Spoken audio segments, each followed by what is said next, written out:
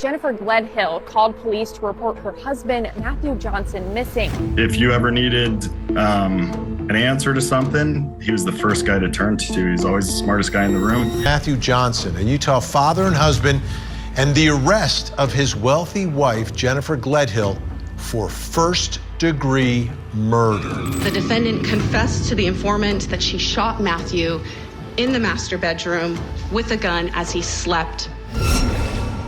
The phone call was recorded at exactly 11:47 p.m. And what Jennifer Gledhill said next would seal her fate forever. On September 28th, Jennifer Gledhill called police to report her husband, Matthew Johnson, missing. To the outside world, Jennifer Gledhill and Matthew Johnson seemed to have achieved the quintessential American dream.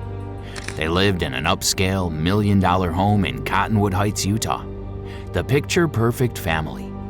A devoted military husband, a caring mother, and 3 beautiful children aged 11, 7, and 5. Matthew, 51, was a deeply respected member of the Utah National Guard's 19th Special Forces Group, a Green Beret who had served his country with honor for over a decade.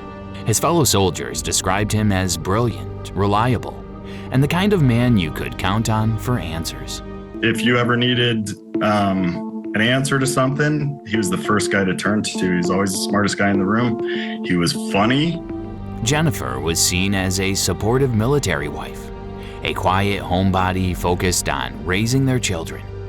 To anyone looking in, everything seemed normal. But beneath the surface, deep fractures had formed.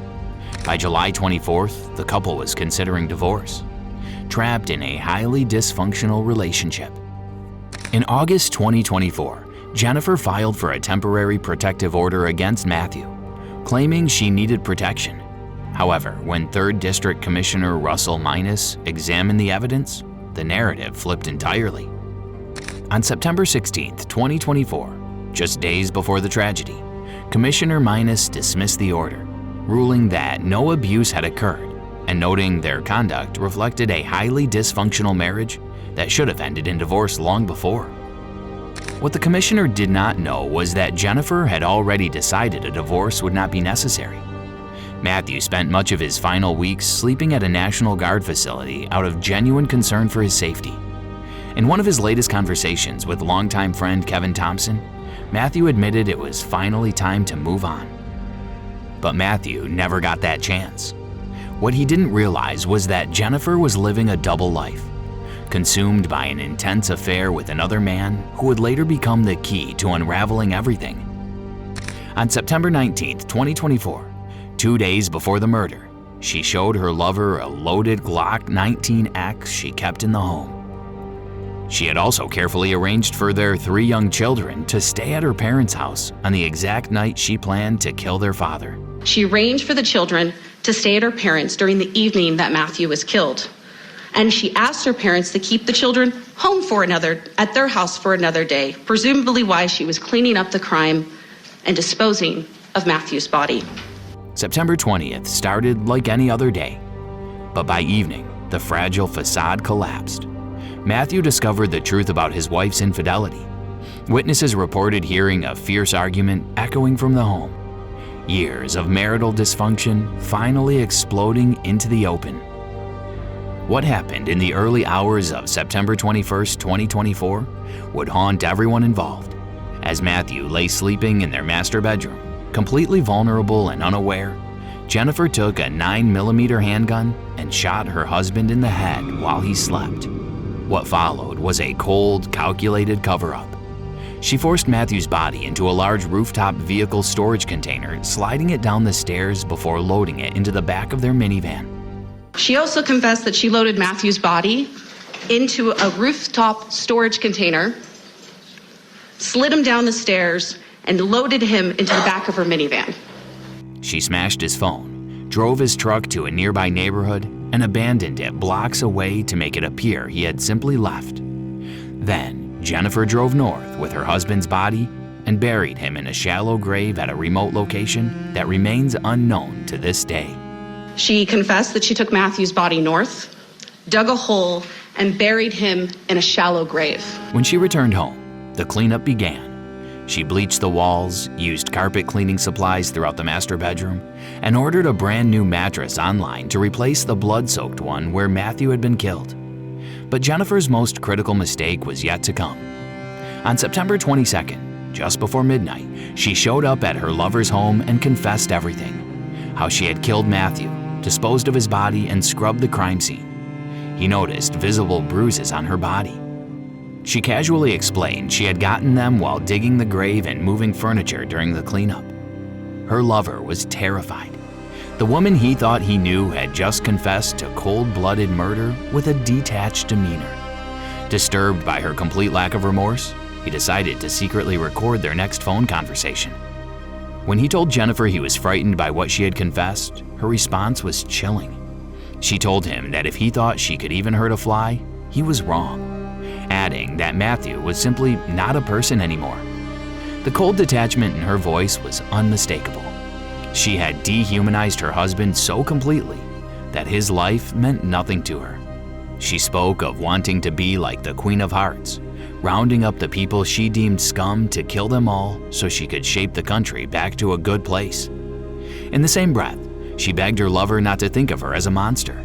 She was asking for understanding after confessing to murdering the father of her 3 children. What made this conversation even more legally damning was that it took place days before Matthew was ever officially reported missing. 6 days after confessing to her lover, Jennifer finally called the police to report Matthew missing. She claimed he had told her he would be gone for a week and not to call.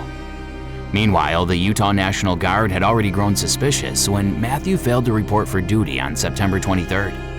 Unbeknownst to Jennifer, her lover had been quietly collecting evidence against her. On October 2nd, 2024, he contacted police with everything, and the case cracked open. When investigators executed a search warrant, the house told a devastating story. The entire home reeked of bleach. In the master bedroom, a large bloodstain was discovered in the carpet directly under the bed. Reddish-brown spots covered the walls and window blinds. The mattress was brand new.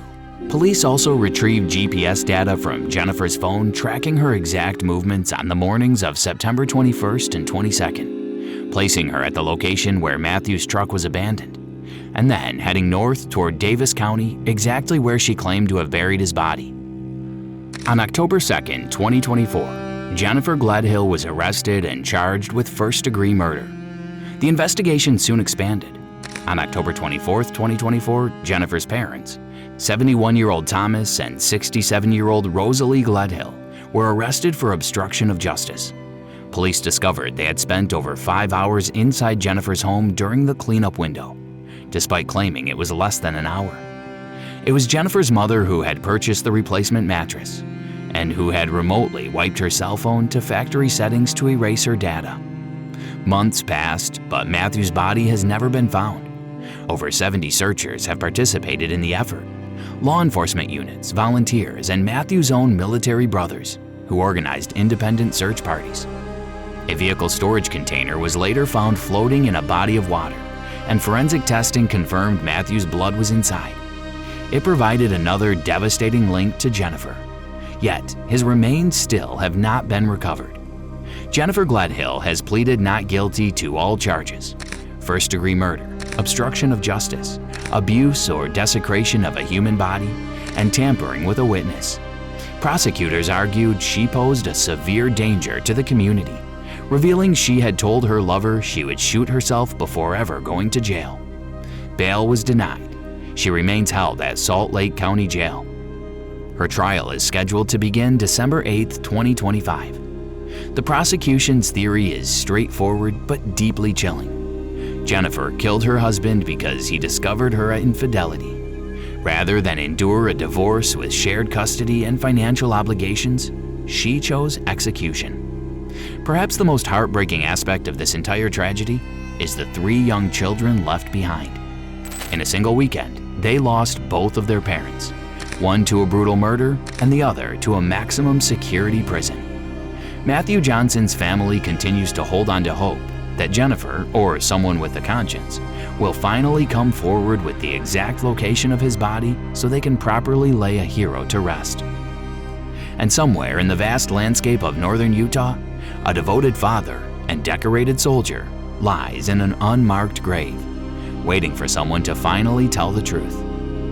If you value thoughtful, well-researched crime documentaries, subscribe for more real cases and ongoing investigations. Thank you for watching, and as always, we'll see you in the next documentary.